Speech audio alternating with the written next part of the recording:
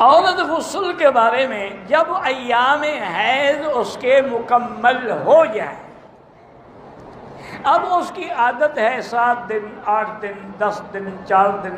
جب وہ دن مکمل ہو جائیں، تسلی ہو جائے کہ خون بند ہو گیا ہے، اور اس کے لیے یہ طریقہ ہے کہ وہ کپاس اپنے بدن میں رکھ کے چیک کرے کہ اس پہ کوئی داغ تو نہیں لگتا ہے۔ اگر تسلی ہو جائے تو پھر وہ باقاعدہ پہلے اپنے سارے نیچے بدن کو دھوئے گی، پھر اس کے بعد وضو کی طرح وضو کرے گی، پھر اس کے بعد غسل کرے گی، اور بالوں کے جڑوں میں پانی پہنچے گا۔ اگر ایک بال بھی خشک رہ گیا تو غسل نہیں ہوگا۔ اس لیے حضرت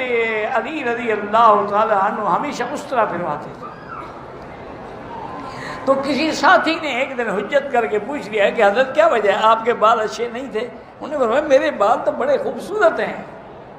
لیکن میں نے جب حدیث سنی کہ تحت کل شعرۃ جنابۃ، ہر بال کے نیچے جنابت ہوتی ہے، میں ڈر گیا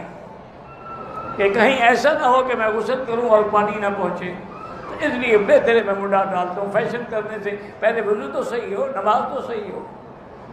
تو اس لیے عورت کو بھی پوری طرح پھر بال نکل، بالکل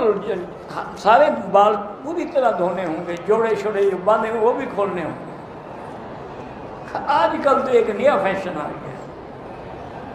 وہ یہ ہے کہ عورتیں یہ کرتی ہیں کہ انہوں نے پلاسٹک کور بنائے ہوئے ہیں، وہ بالوں پہ چڑھا لیتی ہیں، باقی بدن پہ پانی بہا دیتی ہیں، بال اندر بند رہتے ہیں، ان پہ پانی نہیں پڑتا، کیونکہ انہوں نے بیوٹی پارلر سے پیسے خرچ کر کے بالوں کی کٹنگ اور بالوں کی سٹائل بنائے ہوئے ہوتے ہیں۔ اگر وہ دھو ڈالیں تو وہ سٹائل تو گم ہو گیا، لیکن غسل نہیں ہوگا، ہمیشہ حرام میں رہے گی، نہ نماز ہوگی نہ روزہ ہوگا، اور جنابت کی حالت میں رہے گی۔ میری بیٹی پہلے مسلمان عورتیں تو وہ تھی جنہوں نے اپنے بچوں کو بغیر وضو کیے کبھی دودھ بھی نہیں پلایا، بغیر وضو کیے کبھی کھانا بھی نہیں پکایا۔ اس گھر میں پھر برکت تھی، انہی گھروں میں لوگ پیدا ہوئے جو عالم بنے، جو مجتہد بنے، جو بڑے بڑے ولی پیدا ہوئے۔ اب یہ ہے کہ آپ نے اپنے بچوں کو سلانے کے لیے فلمی گانے سنانے ہیں تو وہ بھی ایکٹر بنیں گے، کریکٹر بنیں گے، عالم تو نہیں بنیں گے۔ اب آپ کی مرضی ہے جو بناؤ۔